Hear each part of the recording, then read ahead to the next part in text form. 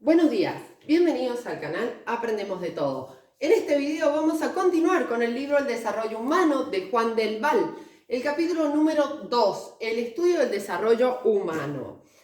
Lo que él empieza a expresar en este capítulo son los comportamientos de los seres humanos que están mediados por la cultura y empieza desde la historia, vamos a ver, desde la sociedad medieval, el Renacimiento, la industrialización y así. Y luego desarrolla los primeros estudios que se realizaron en cuanto a los niños, ¿sí? Bien, entonces dijimos, la primera idea que expone, recuerden que lo que realizo es una síntesis, un resumen, y lo voy explicando con conceptos de educación, aplicación de estos, etc.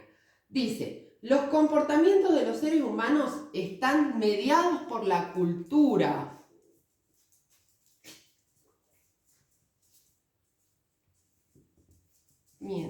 De los seres humanos están mediados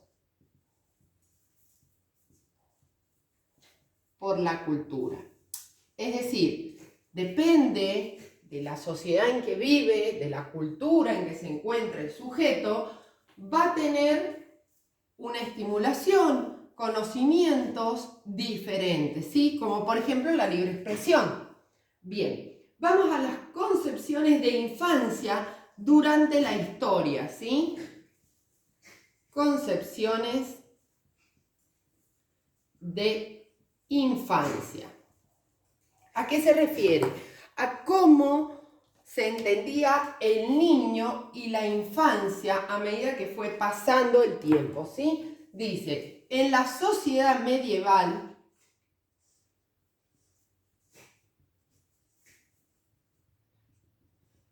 no existía un sentimiento de infancia. Los niños no se diferenciaban mucho de un animal. La función de la familia era económica, no afectiva. Miren qué grande la diferencia en este punto, ¿no? No existía un sentimiento de infancia. Los niños no se diferenciaban mucho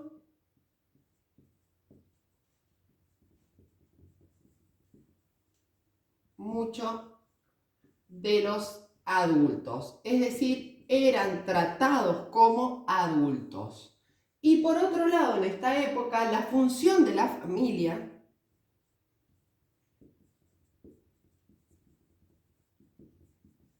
era económica, no afectiva. De ahí es que decimos muchas veces que existe la generación que no puede expresar sus sentimientos, ¿sí? Bien, continuamos con el Renacimiento. Como a lo largo de la historia va cambiando esta concepción del niño, ¿no? Dice, diversos autores se ocuparon de la educación de los niños, aunque sin diferenciarla de los adultos. O sea que todavía había un estudio, pero seguíamos en la misma corriente. Diversos autores se ocuparon de la educación de los niños.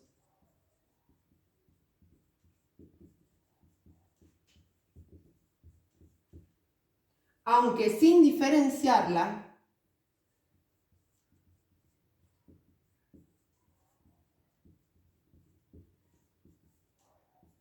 de los adultos. Bien, próxima época, el siglo XIX con la industrialización. Recuerden que la industria comenzó, las máquinas comenzaron a reemplazar la mano de obra y esto afectó mucho por el tema de la inmigración, ¿sí? La gente del campo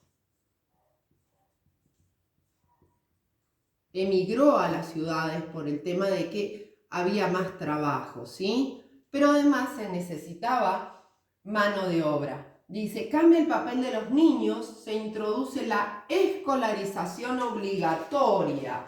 Sin embargo, los niños pasaron a trabajar en las fábricas.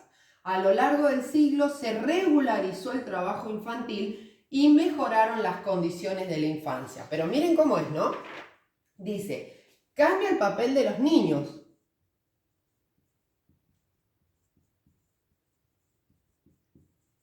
Sin embargo, los hacían trabajar. Se necesitaba mucha mano de obra. Se introduce la escolarización obligatoria.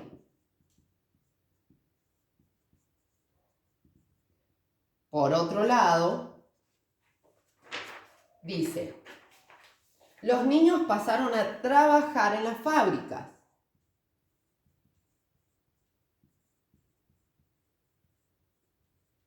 A trabajar en las fábricas. Otra característica de esta época que no me entra en el pizarrón, la voy a decir oralmente. Entonces dice, a lo largo del siglo se regularizó el trabajo infantil y mejoraron estas condiciones. Pero ven cómo se contrapone. Empieza la escolarización, sin embargo el niño lo usaban como mano de obra. Por lo tanto, el concepto de tener hijos era que a mayor cantidad de hijos, mayor mano de obra poseía esa familia. Por lo tanto, tenía la posibilidad de crecer económicamente. Entonces, muchas veces se tenían muchos hijos para poder progresar como familia. ¿Cómo ha cambiado el concepto? El día de hoy no es el hijo como mano de obra, sino es poderle dar calidad, ¿sí?, de vida, calidad de estudios a los hijos, por lo tanto se tiene menos cantidad. ¿Ven cómo ha cambiado? Entonces, ¿cómo influye esto de la cultura, de la sociedad en el niño, ¿no? En la concepción del niño y en el desarrollo del mismo? Bien, entramos ahora en un tema que dice primeros estudios sobre el niño. Primeros estudios sobre el niño. Va a comenzar a describir cómo se fue dando este tema de la investigación, ¿sí?, en el desarrollo, en el aprendizaje de los niños. Dice, estudios por medio de observaciones a niños excepcionales, como niños aislados, ciegos o superdotados. Así comienza. Estudios por medio de observaciones a niños excepcionales. Como niños aislados,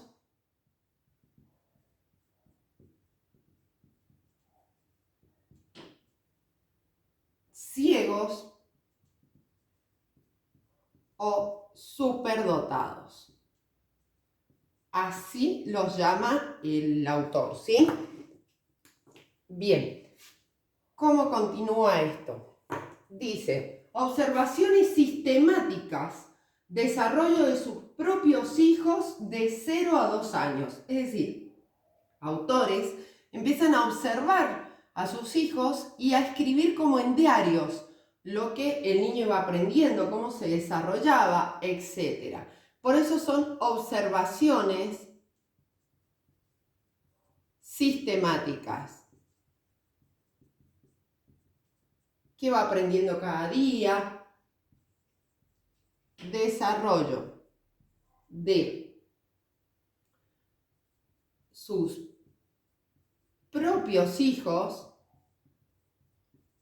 de 0 a 2 años. En este caso podríamos incluir a Piaget, pero Piaget lo observa mucho tiempo más, ¿sí?, a la hija. Por ejemplo, un autor, si lo quieren buscar, es Tiedemann. Búsquenlo como desarrollo de su hijo, observaciones sobre su hijo, así figura. Bien, otro tipo de estudio, observaciones generales con escasa experimentación. Observaciones generales, es decir, de varios niños, con escasa experimentación. Continuamos, dice, observaciones biográficas sobre sujetos normales. ¿Sí? Ya el parámetro de normal entendemos que no incluye la diversidad, ¿sí? Es decir, la diversidad que somos todos.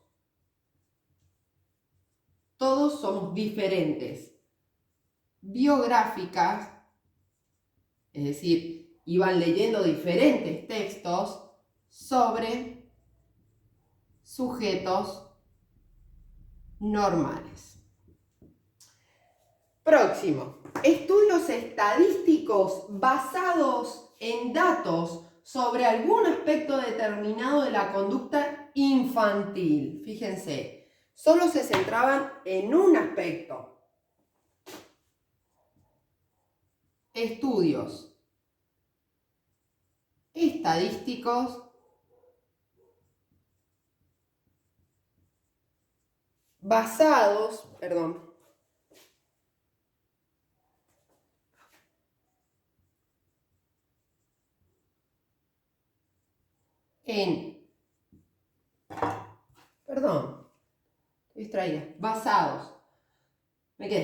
en datos sobre algún aspecto determinado, en datos sobre algún aspecto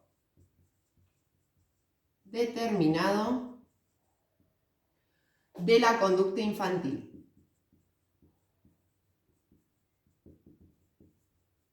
¿Como cuál? Como el pedagógico, médico, filosófico, pedagógico, médico, filosófico, etc. Dice, desarrollo de la psicología evolutiva, ¿sí? Ahora vamos a continuar en autores que comenzaron a tratar el tema de la evolución en el niño. Si me permiten, voy a borrar. Recuerden que en el canal tenemos otros libros relacionados con psicología y también tienen el capítulo número 1 de Juan del Val. También si necesitan algún contenido, algún libro que les explique, pueden dejármelo en los comentarios. Les pido paciencia, ya que, bueno, demoro porque leo el libro, lo estudio y luego preparo la explicación, ¿sí? Si necesitan clases particulares o contactarnos por alguna consulta, pueden hacerlo a través de nuestras redes sociales, TikTok e Instagram, o también pueden hacerlo en nuestro mail aprendemosdetodo123@gmail, ¿sí? Bien, quedamos a su disposición. Recuerden regalarme un me gusta, suscribirse y compartir para que el canal siga creciendo. Y muchas gracias a aquellos que me siguen desde hace bastante tiempo. Bien, continuamos. Dice, siglo XX. Acá nos va a contextualizar sobre una época determinada. Dice, nace el movimiento psicoanalítico creado por Freud, quien señaló la influencia de las experiencias en la infancia para el desarrollo posterior. Fíjense cómo ya es como una ciencia, ¿sí?, que va a decir, analizo cómo piensa el niño, ¿sí?, el pasado, cómo genera, mucho más profundo. movimiento psicoanalítico creado por Freud, quien señala la influencia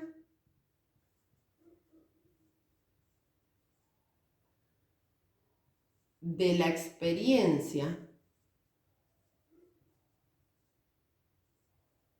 en la infancia para el desarrollo posterior, es decir, para la construcción de ese ser humano, ¿no? Bien, después tenemos la renovación educativa en el marco de la importancia del conocimiento del niño para llevar a cabo la actividad educativa con éxito. Acá cuando habla de la importancia del conocimiento del niño, ¿no? ¿No le hace acordar a Ausubel, que habla siempre del aprendizaje significativo, el cual se produce cuando un nuevo conocimiento tiene relación con un conocimiento previo? Entonces acá empezamos a ver qué sabe el niño y partir desde ahí. Renovación educativa. En el canal tienen la teoría completa del aprendizaje significativo de David Ausubel. Les recomiendo que la vean. Marcó la importancia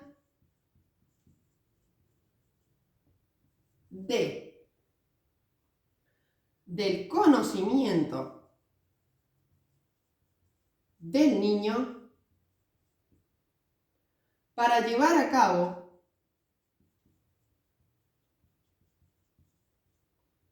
la actividad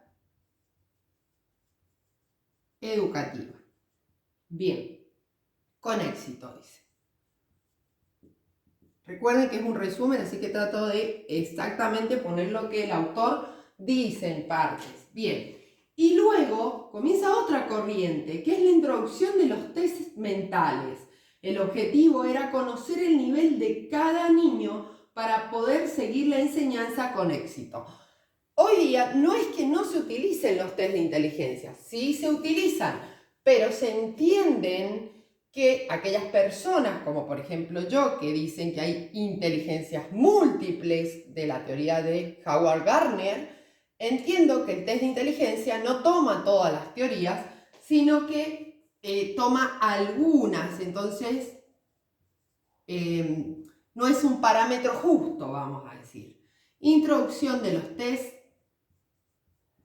Sin embargo, hay carreras en que sí sirve. Por ejemplo, todo lo que es lógico-matemático es un test que sirve.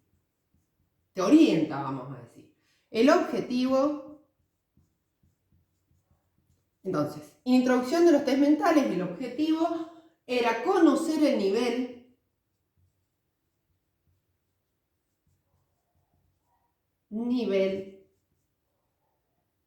de cada niño